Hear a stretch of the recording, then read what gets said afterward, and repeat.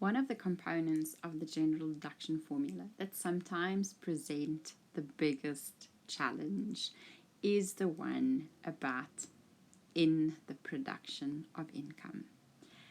Let's take a look again for a phrase that has no definition in the Income Tax Act, how we are supposed to interpret this particular requirement of the general deduction formula. So if you look at that phrase, in the production of income, right? Income means income as defined. And income as defined is, of course, gross income less or minus any exemptions, right? So the difference between gross income and exemptions, of course, gives me income. Now, the implication of this is twofold. If something is exempt income, in other words, there is technically no income. Our income amount is zero because the amount is fully exempt, like, for example, local dividends. You won't be able to claim any deductions. Also, secondly, we won't be able to claim any deductions against capital income. Now, what is capital income? This is, for example, where we sell an asset, and because our intention is investment in nature, right, which means it's capital in nature, we never have an inclusion into gross income, which means there's no amount that goes to income. So, very important before we go any further is to understand that you can, to claim a deduction in terms of the general deduction formula, the amount has to be actually, expenditure or loss has to be actually incurred during the year of assessment in the production of income as defined. And you'll see as we go through the court cases that it basically boils down to the following. What ultimately is the purpose of our expense, and does it produce income? The court case that is sort of the uber case or the mother case for in the production of income is the PE tramway or PE electric tramway case. And the PE tramway case said we have to ask two questions, right? The first question or aspect that we must investigate or question that we must ask is, what was the purpose of the expense? In other words, what act led to the expense being incurred? So that's the first point of call. Once we've determined what the purpose of the expense is, or we've determined what the act is that led to the expense, then we go and say, okay, is this expense or is this act closely linked to the business operations of the taxpayer? In other words, and I'm going to use very high English because that's what they used in this court case, is the expenditure an inevitable concomitant of the income producing operations of the taxpayer? So the purpose of the expense is a very, very important consideration. And you will see that this principle, what is the purpose, is repeated in quite a few of the other court cases that relates to this in the production of income. And to assist us in answering specifically the second one, like is it closely linked, we can consider whether it would be proper, whether it would be natural or reasonable to regard that particular expense as part of the cost of that particular taxpayer's particular business operations. And I'm using particular for a reason, because not every single taxpayer's situation is going to be different. What is reasonable for one taxpayer might not be reasonable for another taxpayer. And that is something that you will have to make sure you practice through reading through scenarios, reading through the content, doing homework questions. The second court case that we will be using is Joffe.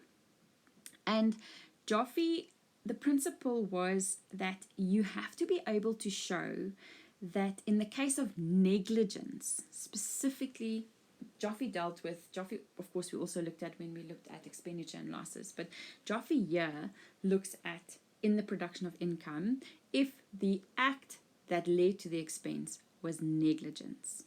So Joffe said, unless you are able to show that negligence is a necessary concomitant of your trading operations, you will not be allowed to claim a deduction. So concomitant means something that happens with something else and is connected with it. So there's a link, a causal link between, in this case, the negligence and the amount of the expense that you had to pay.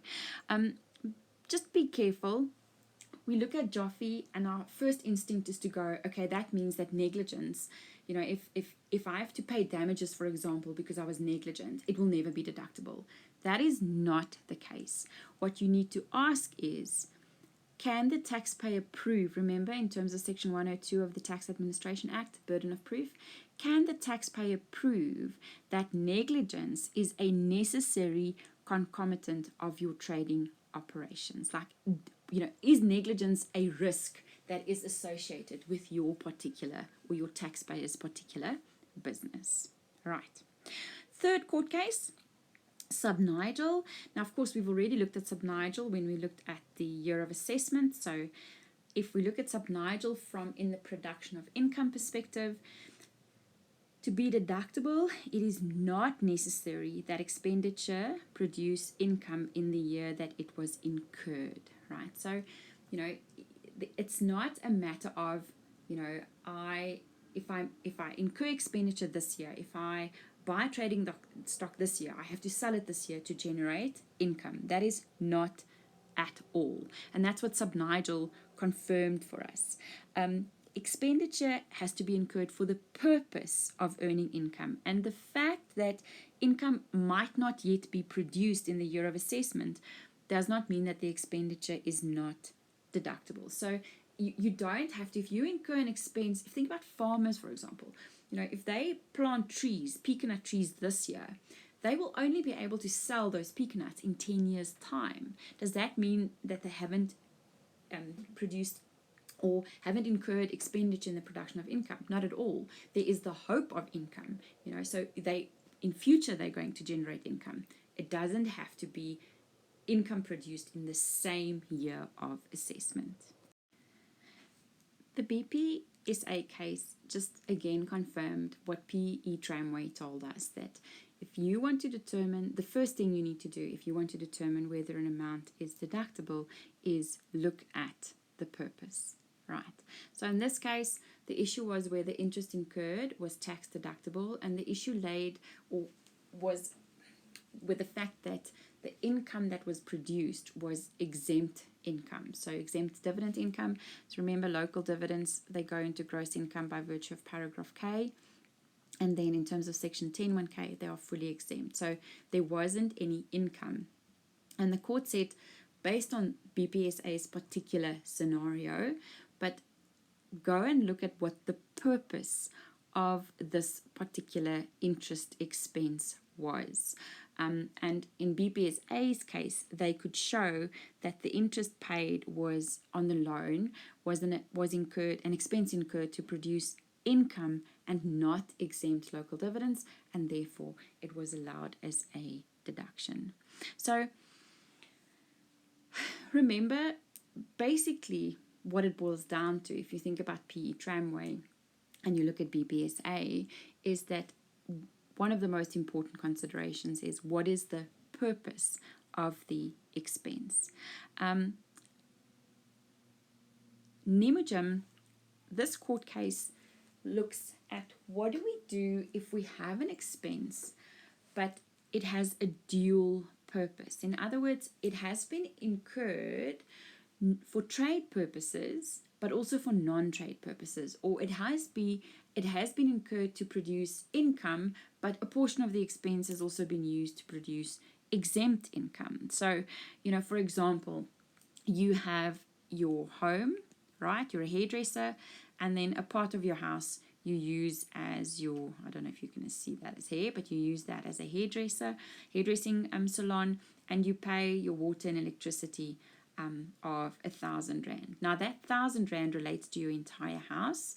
A portion of that relates to non-trade, your private stuff, but a portion of that looks at your trade. So that means that R1,000 needs to be apportioned. So if you've got expenditure with a dual purpose that cannot accurately be apportioned either to income or to exempt income, so you can't just go and say, okay, that R1,000 is 100% allocatable to my private residence, or 100% allocatable to my hairdressing business, we should do an apportionment, right? And this is what Nemujim tells us. Warner Lambert is a court case associated with a specific type of transaction, social responsibility expenditure. Again, if you take a look at the principle of Warner Lambert, it boils down to what was the purpose of the expense. And our second last court case that we are going to be dealing with in terms of in the production of income is the NTN court case.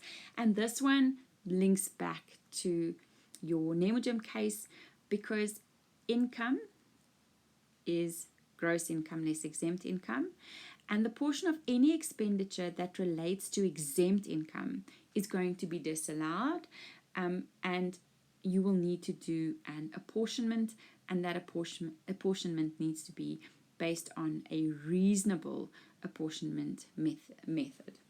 And we will take a look at some of these methods when we look at prohibited deductions. The last court case associated within the production of income is provider, and this one dealt with voluntary payments, lump sum payments to former employees. And this particular principle tells us that if we have a taxpayer that pays amounts to former employees in recognition of past services, then it won't qualify as a deduction because it's not in the production of any current or future income.